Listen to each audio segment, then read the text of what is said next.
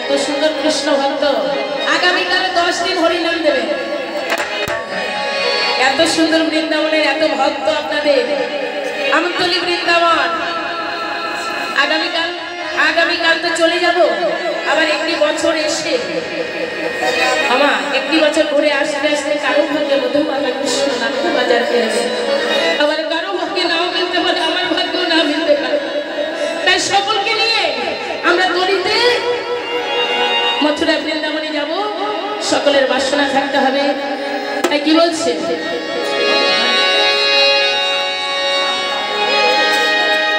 ও যদি তরিতে বসে মন সাধু সঙ্গ, ও যদি তরিতে বাসনা থাকে, অনরে মন সাধু সঙ্গ, ভজরে আনন্দের গৌরাঙ্গ কররে মন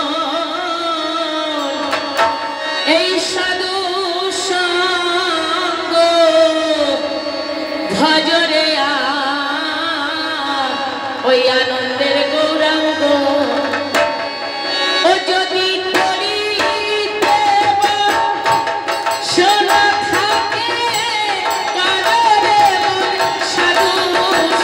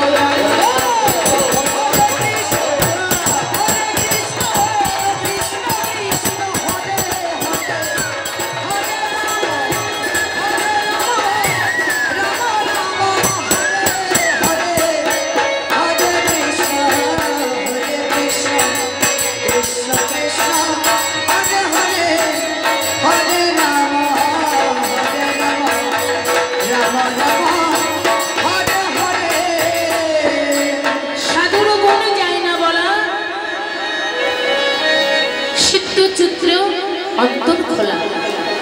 তাই ওমা সাধুর পরশে যায় মনের ময়লা, পরশ পেলে হয় প্রেম তরঙ্গ। সাধুর পরশে যায় মনের ময়লা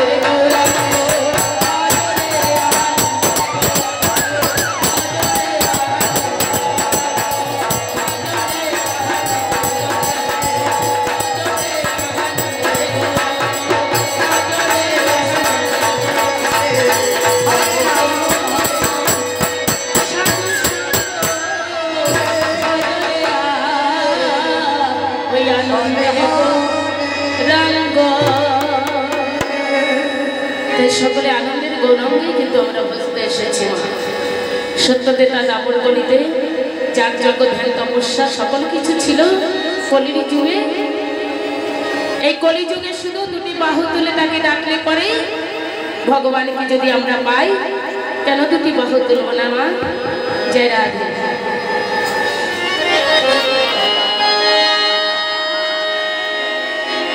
তাই আমার কৃষ্ণ ভক্ত মায়েদের বলছি, মা মা হয় না মুখের কথা, যে না বোঝে সন্তানের ব্যথা। এই জগতে যদি কোনো ব্যথা বুঝেছে সে হচ্ছে একমাত্র গর্ভধারিণী মা। সকল ভালোবাসার ভেতরে স্বার্থ খুঁজে পাবেন মা, কিন্তু মায়ের ভালোবাসার ভেতরে কোনো স্বার্থ নেই। স্বার্থ ছাড়াই এই জগতে ভালোবাসে একমাত্র গর্ভধারিণী মা। তাই 10 মাস 10 দিনে মাতৃগর্ভে হেডুমন্ডে থেকে উদ্যোপাদে থেকে কেঁদে কেঁদে বলেছিলাম, হে দয়াময় ভবপারের সিন্ধু, তুমি আমাকে জঠর যন্ত্রণা থেকে মুক্ত করে দাও। আমি ধরাধামে গিয়ে তোমার নাম গুণাগুণ কিছু করব না। তাই ধরাতে এসে মা হরিকথা কৃষ্ণ কথার সময় যদি চলে যায় হবে না সাধন ভজন। লজ্জা ঘৃণা ভয় দিন থাকিতে নয়, গোবিন্দকে সেবা করতে হলে ডাকতে হলে সময় থাকতে ডাকো। সময় যদি একবার সময়তে আসে, সময়তে যদি ভাটি লেগে যায় ভগবানকে ডাকা যে আর হবে না।